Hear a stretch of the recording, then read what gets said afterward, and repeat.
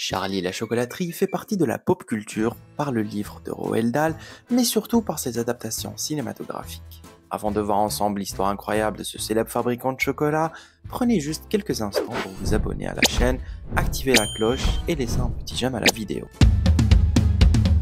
1964 sort dans toutes les librairies d'Angleterre le livre Charlie et la chocolaterie, écrit par Roald Dahl, qui a eu une réédition politiquement un peu plus correcte en 71, et bien sûr une adaptation cinématographique par Mel Stewart avec le film Charlie et la chocolaterie.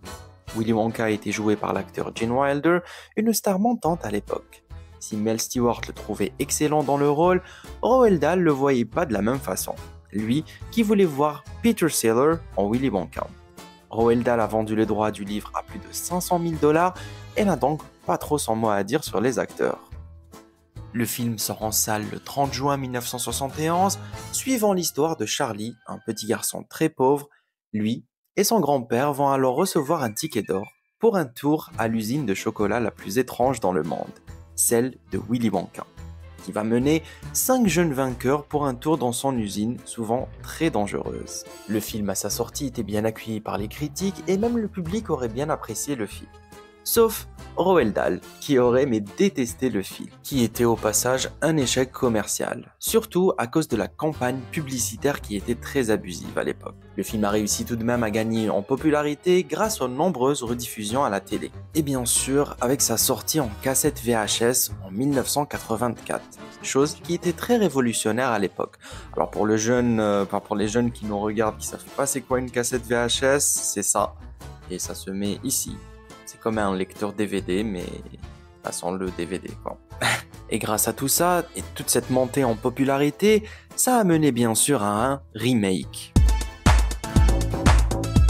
Roald Dahl était complètement contre l'idée d'une autre adaptation de son roman. Mais en 1990, il décède malheureusement, ce qui a permis au grand réalisateur Tim Burton, à qui l'on doit bien sûr les très bons Batman, Batman le défi, Beetlejuice, L'étrange Noël de Monsieur Jack et plein d'autres films complètement cultes et timbrés, avec bien sûr son univers très particulier, unique en son genre. Après 13 ans de négociations, il obtient enfin le feu vert pour faire sa version de Charlie la chocolaterie. Johnny Depp a été choisi pour incarner Willy Wonka aux côtés de Freddie Highmore dans le rôle de Charlie, et une épopée d'autres acteurs très célèbres à l'époque. Le film sort finalement en juillet 2005 et fut un très bon succès critique et même au box-office. Pour ma part, ce film a bercé mon enfance, je trouve qu'il n'a pas pris une seule ride et reste parmi les meilleurs rôles de Johnny Depp. Charlie and the Chocolate Factory.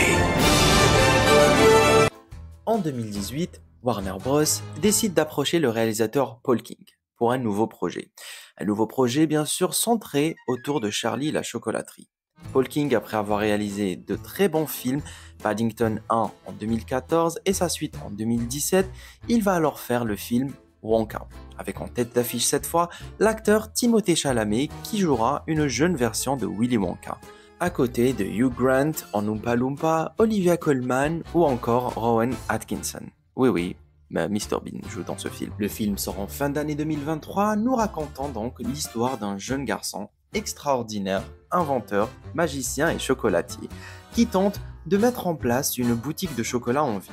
Il affrontera alors le cartel de chocolatiers qui voit d'un mauvais œil son arrivée, alors qu'il se met à créer ses premières friandises uniques au monde, tout en rencontrant les box-office. Pour ma part, ce film a bercé mon enfance, je trouve qu'il n'a pas pris une seule ride et reste parmi les meilleurs rôles de Johnny Depp. Charlie and the Chocolate Factory.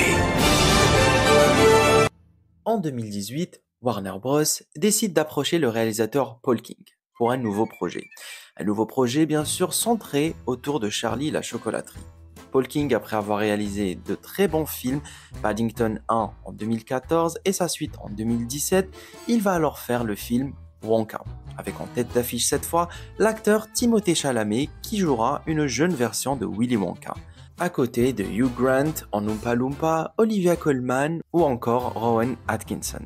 Oui, Mr Bean joue dans ce film. Le film sort en fin d'année 2023, nous racontant donc l'histoire d'un jeune garçon extraordinaire, inventeur, magicien et chocolatier, qui tente de mettre en place une boutique de chocolat en ville. Il affrontera alors le cartel de chocolatiers qui voit d'un mauvais œil son arrivée, alors qu'il se met à créer ses premières friandises uniques au monde, tout en rencontrant les Oompa Loompas et plein d'autres personnages. Pour parler très globalement sur le film, j'ai vraiment adoré. Le film est rempli de good vibes et surtout, c'est une comédie musicale. Chose qui était très très bien cachée dans les bandes annonces. Alors, est-ce que j'aime les comédies musicales ? Il y en a que j'aime beaucoup, il y en a que j'aime moins, et globalement, je suis pas vraiment très très fan parce que déjà que je suis pas fan de musique en général, mais il y a certaines comédies musicales que j'aime et que je revois très souvent depuis bien longtemps. Eh bien, cette fois avec Wonka, il y a des chansons qui vont vraiment rester dans la tête, vraiment un beau moment sans vraiment être très très marquant, mais vous aurez toujours le chant et la mélodie dans votre tête. Même si la scène d'intro, elle est juste magnifique visuellement et avec une touche d'humour vraiment très très hilarante qui sera bien tenue tout le long du film. Loin de l'humour cynique et toute l'atmosphère là, très malsaine de la version de Tim Burton, bien sûr. Là, dès le début, Paul King met le temps du film, dit non, là, ça va être plus joyeux, plus good vibes, voilà, loin de ce qu'a pu bien être fait par Tim Burton, quoi. Le film aborde plein de sujets très sérieux, comme le deuil, le capitalisme, la famille, tout ça. Je tiens aussi à dire que les scènes avec Rowan Atkinson, qui n'a que quelques minutes à l'écran, mais tout comme Hugh Grant en Oompa Loompa, qui sont juste hilarants tous les deux. Enfin, toutes les scènes avec eux sont juste extraordinaires. Les effets spéciaux sont assez bien faits. Par moments, ça se voit que c'est des effets spéciaux, malheureusement, mais globalement, ça reste très joli visuellement. J'ai pas remarqué des trucs qui m'ont fait sortir du film ou quelque chose. Non, pas du tout. Même les scènes un peu de comédie musicale où ça chante, ça danse et tout, c'est assez bien chorégraphié, très très bien filmé. Enfin, vraiment, c'était vraiment réussi sur ce point. J'étais agréablement surpris de revoir l'actrice de The Shape of Water en tant que la maman de Wonka. Olivia Colman, bien sûr, en méchante directrice d'hôtel complètement lugubre, qui n'aime que les pièces d'or et l'argent. Ça m'a fait hurler de rire. Enfin, j'adore Olivia Colman. J'ai vu quasiment tous ses films. C'est une actrice extraordinaire.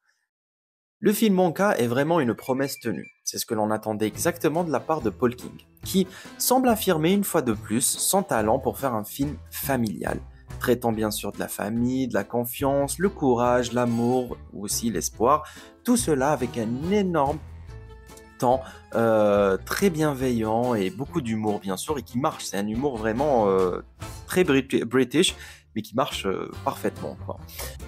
Pour finir, Wonka était vraiment une très très bonne surprise pour moi. Je vous invite à le regarder, même si je pense que Charlie et la chocolaterie de Tim Burton reste plus marquant et bien plus culte.